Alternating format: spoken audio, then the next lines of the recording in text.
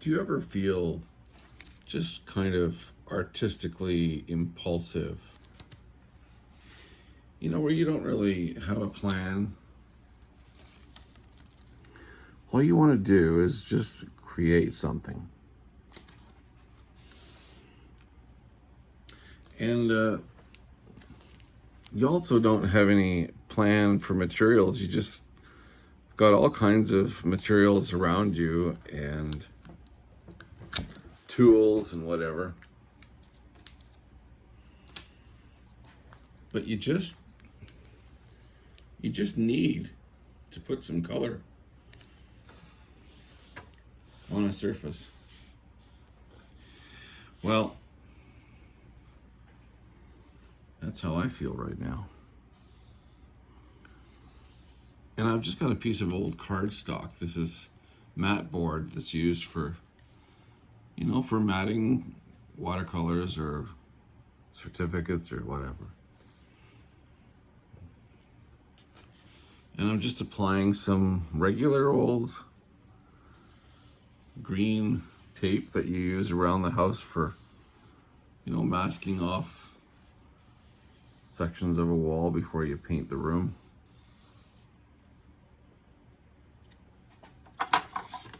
And then I've got some gouache, Here. That's what it is. Gouache. And it's a little like watercolor, but not really. It's a little thicker, a little pastier. I don't know how else to describe it, but it's not as transparent as watercolor, but it's close.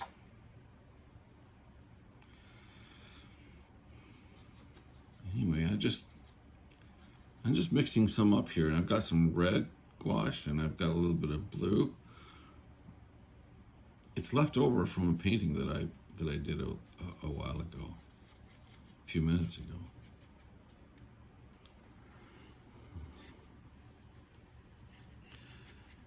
And as you can see, every single stroke of this medium is obvious. It leaves a signature. It soaks into the card, and every graduation of it leaves a different sort of level of intensity.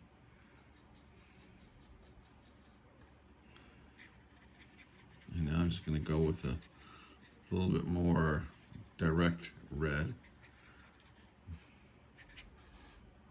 And believe you me, there's no real method to my madness here. I'm just applying it. Kind of one of the things about art that I love is just the discovery. Just the discovery, What will happen if I do this, or what will happen if I do that? And now I'm going to mix into some ochre. And I'm just going to kind of touch the bottom of that red with it. I'm trying to get it together there because I want the colors to sort of blend. But with gouache, it doesn't really blend per se. It's a kind of a stain, isn't it? Some of you who actually use it on a regular basis would know.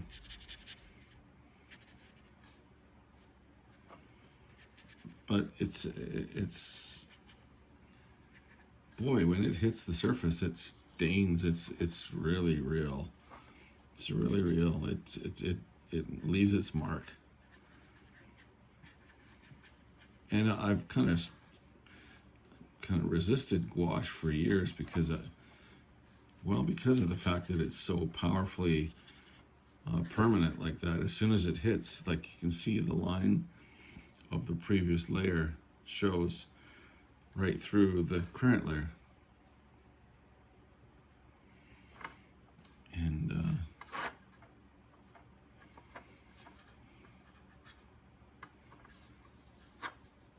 when you reach something that you don't feel familiar, when you cross a barrier that you've never crossed before, well, it's actually kind of fun too, artistically speaking.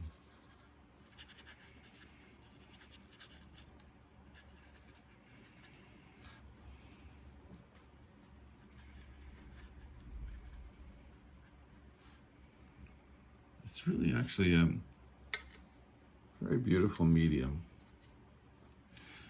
It's sort of silky, you know. I'm just going to take some white and mix it into that ochre.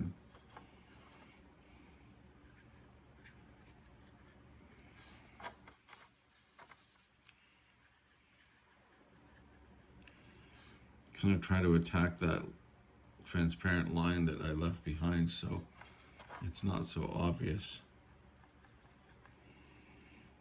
But what it makes me feel like doing is just, it's almost, it's compelling. That's exactly what it is. It's very compelling. It just makes me want to keep trying it, keep moving it, keep working it. The watercolorist in me wants to keep it wet so that this sort of the different color zones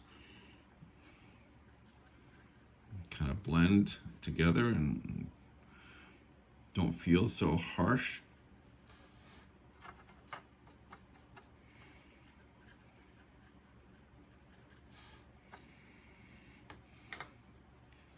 I just feel like I'm going to go into some just real straight up red here.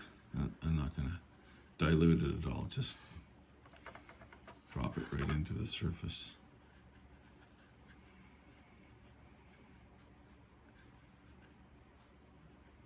I think one of the things I love about gouache is that, well, it's the layering aspect of it.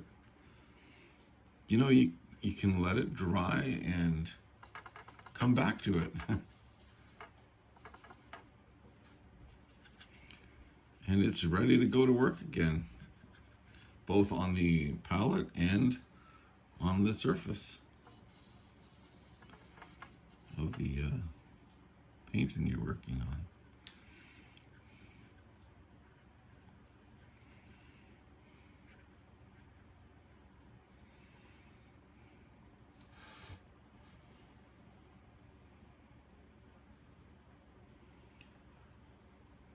So speaking of which, I'm going to just let it dry for a few minutes, and then we'll come back and we'll carry on and see what happens.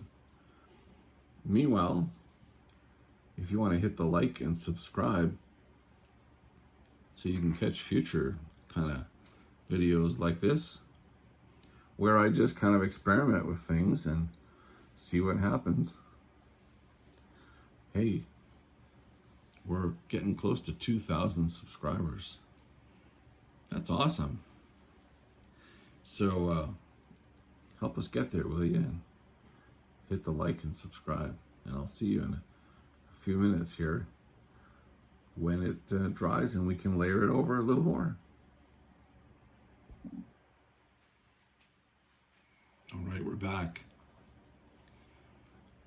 Now, it's mostly dried, but not thoroughly. Still some pockets are wet, and I'm back now because I just want to drop some really undiluted pigment right into some of those wetter zones.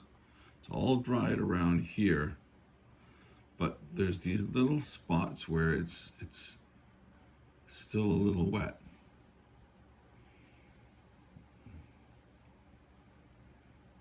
And I guess you can sort of see where I'm heading with this now. I started this painting thinking, I don't really know what it's going to be. It's just purely an experiment.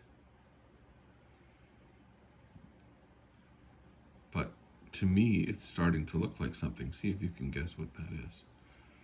And I'm just following it, you know? I'm just following the lead.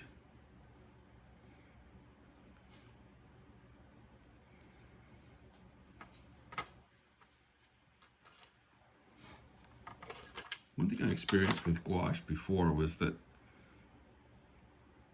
just because it appears to be dry, it doesn't mean that it's finished. In other words, with watercolor, when it dries, it stops.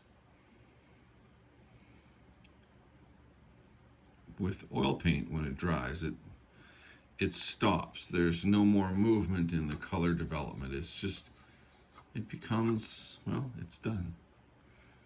It's just done. But with gouache, even after it looks dry, even after it appears to have finished evolving, then suddenly you start to see the colors doing something more. They're still blending. It's like they're still talking to each other.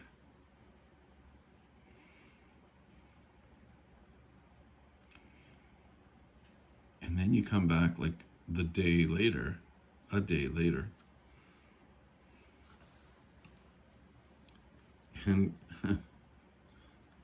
they've blended beautifully in a direction you didn't see. You didn't imagine that was going to happen. You're surprised by it. It's kind of like there's a secret artist working on it after you go to bed. And when you wake up, they reveal their work to you. In other words, the pigment continues to blend and it continues to kind of bleed, and well, you see that happening here, you see. It's just a gorgeous little experiment. I'm really enjoying this. And if you're enjoying it, I'll share this with somebody, so maybe somebody else will want to see what we're doing here. You two tell two people, and they tell two people, and that's how you can help an artist, is spreading the word.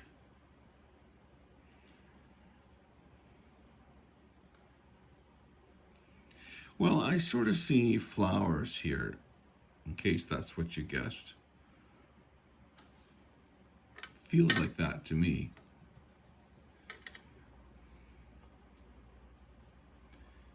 Feels like flowers. And I'm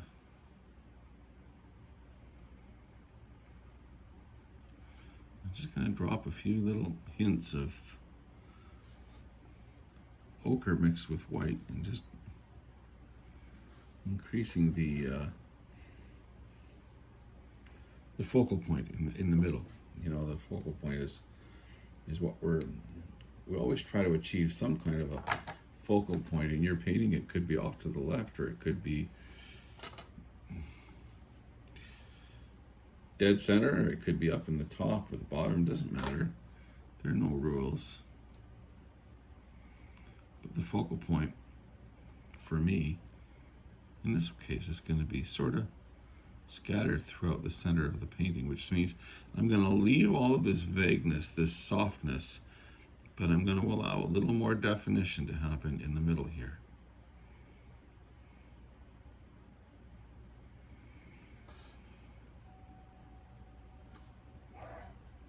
And with that, you can hear the little doggy running to the door. Must be a delivery or something. I'll have to see that later.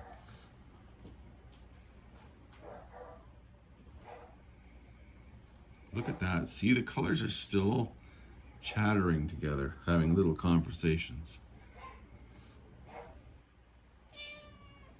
Oh, and the kitty cat's got something to say too. You could probably hear that.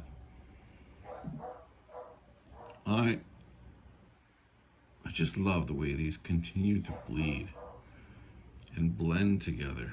Wow. But believe it or not, I really feel like this is the end of this painting, or at least this is all I want to do to it for now. So I'm going to try something that I've never done with gouache before. See, this masking on this matte board, I don't know whether it's going to give me a clean edge or not. I'm experimenting here. I was just born yesterday, you know. But let's see. I'm going to peel it away slowly. Is it going to have any leaks? Oh, so far so good. Woohoo.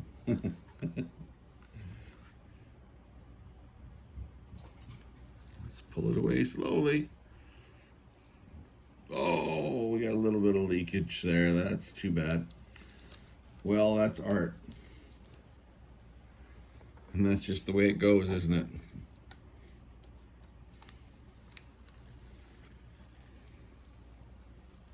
That one came off nicely. If you were doing this, would you paint out that edge, or would you just leave it?